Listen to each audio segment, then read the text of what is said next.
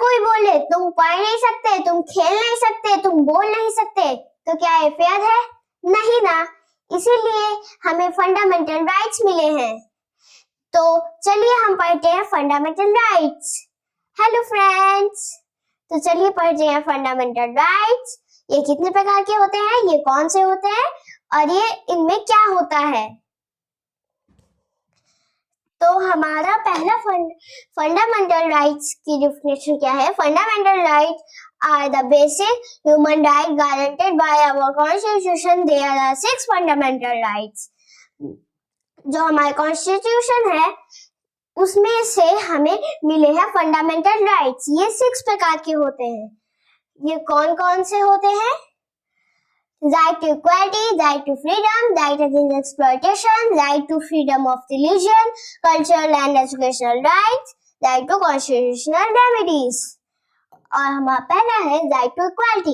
No one can be treated unfairly on the basis of sex, caste, religion और place of birth. किसी को भी unfairly नहीं किया जा सकता on the basis of sex, caste और रिलीजन और प्लेस ऑफ बर्थ। दूसरा है right to freedom. Every citizen of this country has a right to express his her thoughts and speech. अपने इंडिया के सिटीजन्स हैं उन्हें ये राइट मिला है कि वो अपने सारे थॉट, सारे स्पीच, सब कुछ बोल सकता है, कह सकता है और अपने मन का जो चाहे वो कर सकता है, लेकिन किसी को ना चोट पहुंचाए। आपका नेक्स्ट फंडामेंटल राइट है no right against exploitation. No child below the age of 14 forced to work on risky place like factories.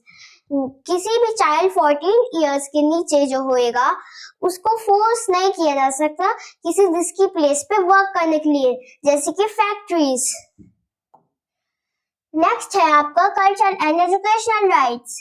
Cultural and educational right में क्या होता है? Every citizen has a right to follow its own custom and tradition. जो अपने अलग अलग states हैं India के, उसमें हर अलग अलग कल्चर्स, लैंग्वेजेस सब होता है, तो वो अपनी जगह की कस्टम ट्रेडिशन फॉलो कर सकता है, कोई उसे फोर्स नहीं कर सकता कुछ भी करने के लिए। Right to freedom of religion. No one can be forced to practise any religion without his wish. किसी को भी फोर्स नहीं कर सकते कोई भी रिलीजन फॉलो करने के लिए। Right to constitutional remedies. ये हमारा सबसे मेन राइट है। If this right is not, any right can be taken from us. अगर ये right नहीं होगा तो कोई भी right हमसे छीना जा सकता है। Citizen has been given this right to ask for justice in a court of law if she feels that her fundamental rights has been violated. अगर किसी को लगता है कि हमारे right छीने गए हैं तो ये justice of court in law कर सकते हैं। Thank you. Thanks for watching. Like, share and subscribe.